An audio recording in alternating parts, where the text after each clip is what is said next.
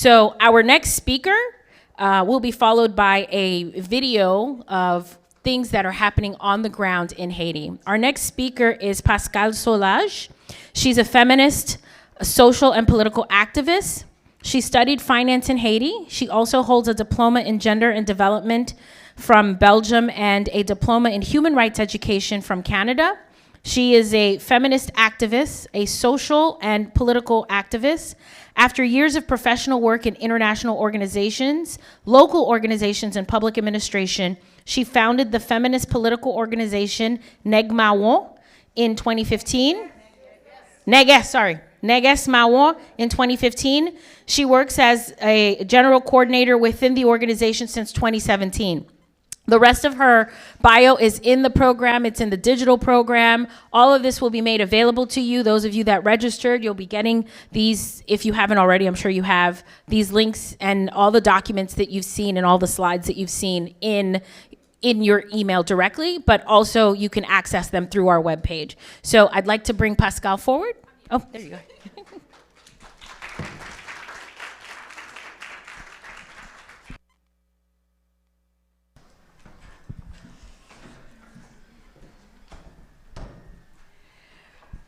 Bonsoir tout le monde.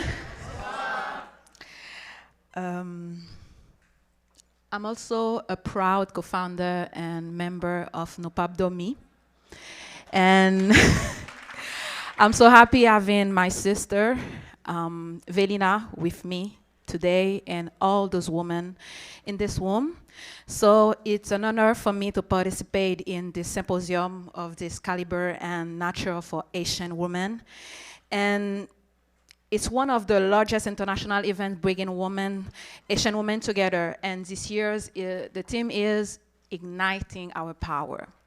So as a woman first, as a Haitian woman, as a activist, a feminist activist and political activist, igniting my power is always in the heart of my life, of my work daily.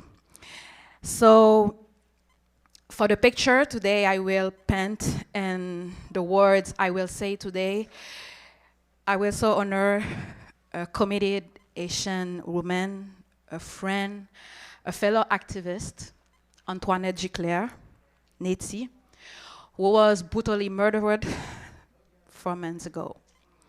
So I ask you to stand and observe a moment of silence in honor of Nègès, who was an Haitian woman who fight for a country, for a life. Thank you.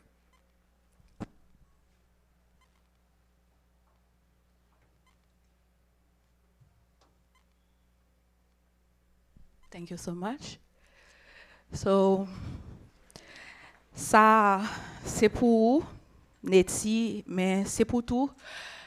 Tellement moun nous perdu, tellement moun yo raché nan men nous, tellement moun qui bataille, qui allé, membre famille nous, yo assassiné, yo kidnappé, yo maltraité. Pour chaque jour nous envie tourner la caille nous, pas rentrer la caille nous parce que yo prend la caille nous en otage. Quelques mots comme moi dit jodi c'est en hommage à nous-mêmes et à tout le monde ça yo. We must also recognize the thousands of women who fought for our country. Those who paid for it with their lives, those who had to flee forever from their homeland, and those who are still fighting today, like you. To those who are on the right side of history, we are forever indebted to them and grateful for the struggles and sacrifice. So thank you to those women and thank you for you.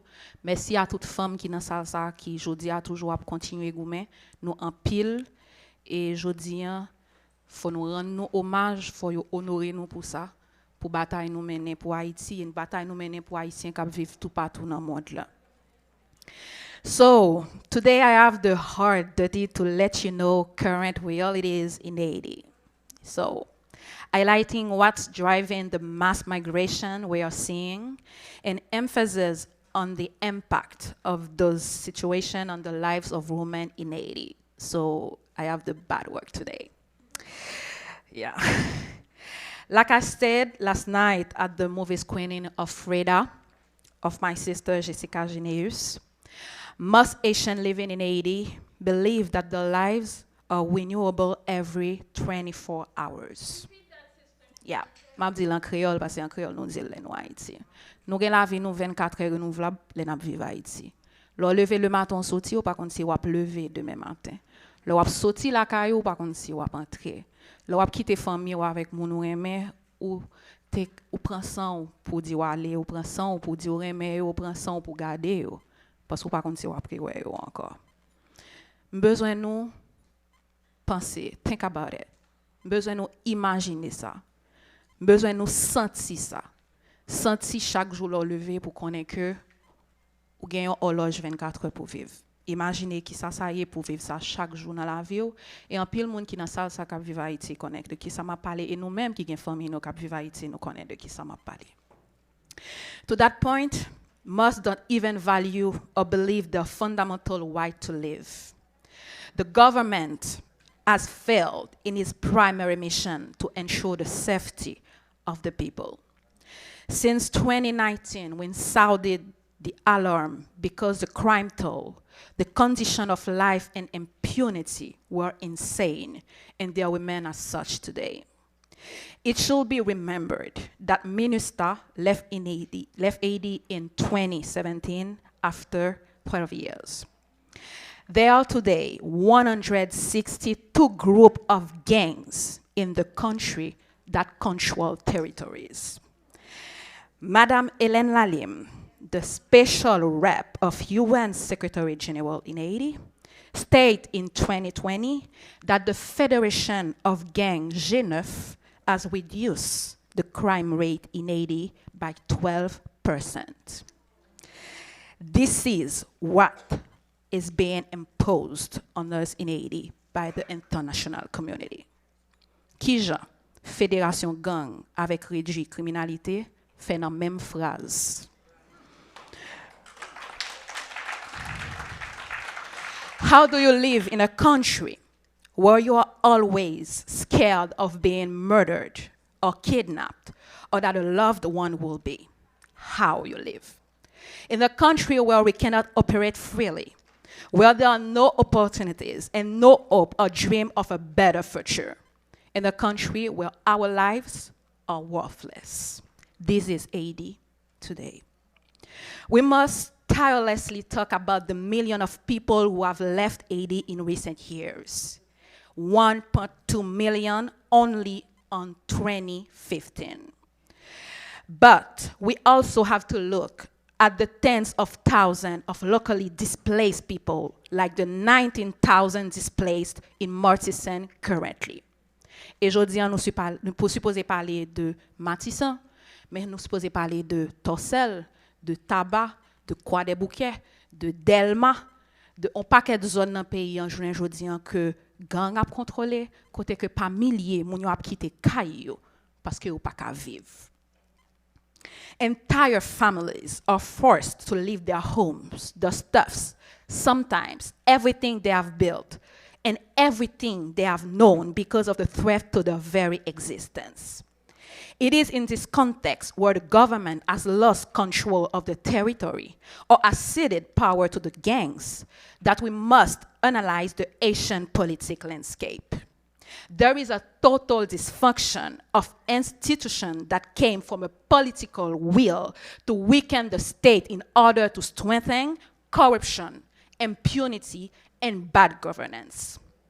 A former de facto president assassinated, a dysfunctional parliament since January 2020, local elected officials whose mandate have expired since January 2020, no national budget has been voted since 2018, no election since 2016. This is the country. And on the top of it, the international community, our so-called friendly countries, repeatedly turning a blind eye to the massacres, corruption, and the accelerated deterioration of the living condition of Haitians, which have the audacity to impose agendas and solutions on Haiti that go against the interests and the well-being of the Haitian people. An international community who believes in a functioning and fair democracy at home, but who can't and don't want to reproduce the same abroad that pushes us in a deeper hole day after day, especially the United States of America. We have a clear message for the international community. As long as you actively participate in creating conditions that prevent us from living at home, you will always find us by the thousand at your borders.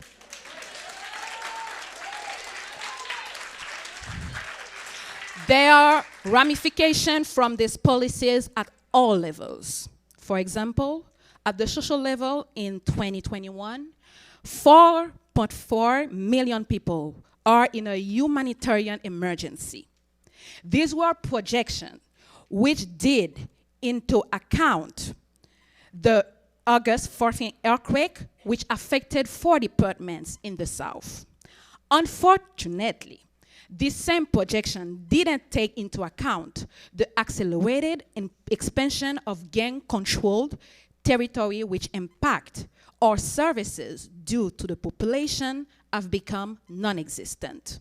Education, health, justice, security, leisure, basic food distribution, food, water, employment. Nous avons pratiquement 4 mois, Velina, depuis pas de gaz pour moun fonctionner en dans pays. Personne pas dit rien, personne pas expliqué rien, et puis n'a normalisé, n'a pas entré là-dedans, n'a pas arrangé jusqu'à ce que les vies bagay qui normal. C'est comme ça fonctionne. At the economic level, we have an inflation rate of 14.5%. The population is getting poorer day after day.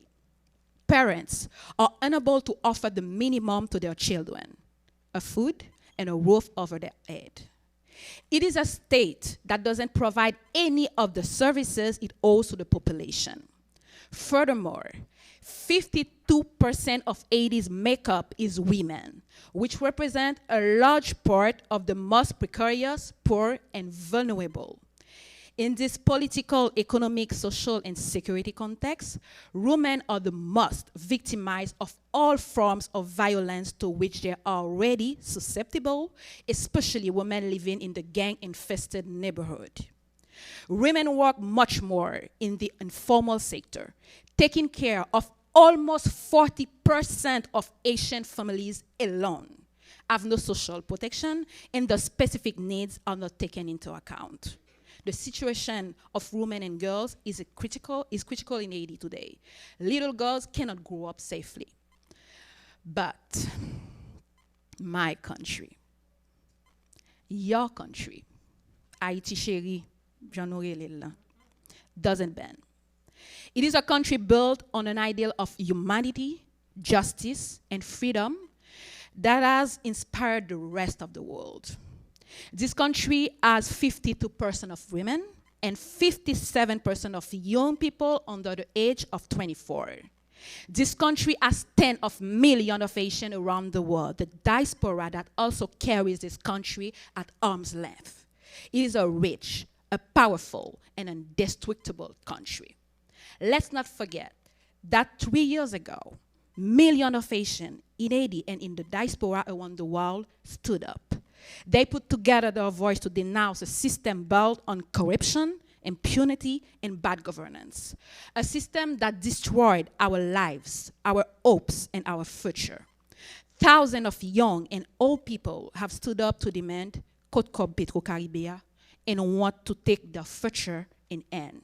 We stood up for the right to live, but especially for the right to live in our country. The urgency today is to continue to organize ourselves, as Karen said, as to get involved in all the decision-making space that impact our lives. The urgency is to continue to mobilize, to strengthen ourselves, to identify resources, to continue to make our voices heard, to impose real change that we demand and that we want to see. There is no society without justice.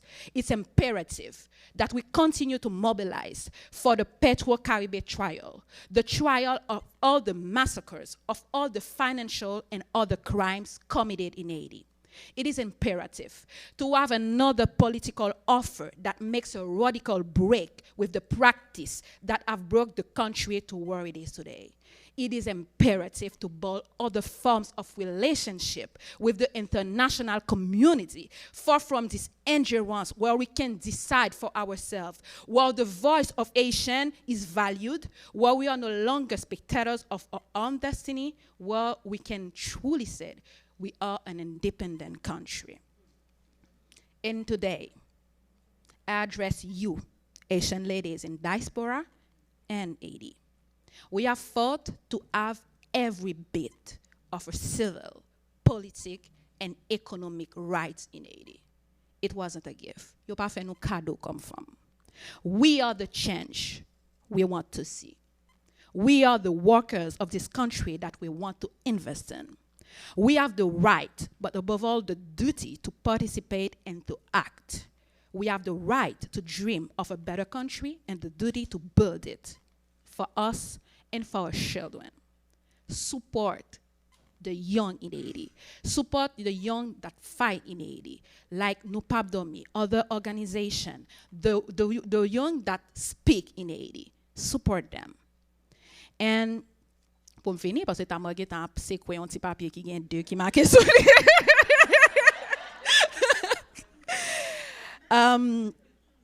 Yon femme que m'aime en pile, Audrey Lord, said, I am not free while any other woman is deprived of her freedom, even if her chains are very different from mine.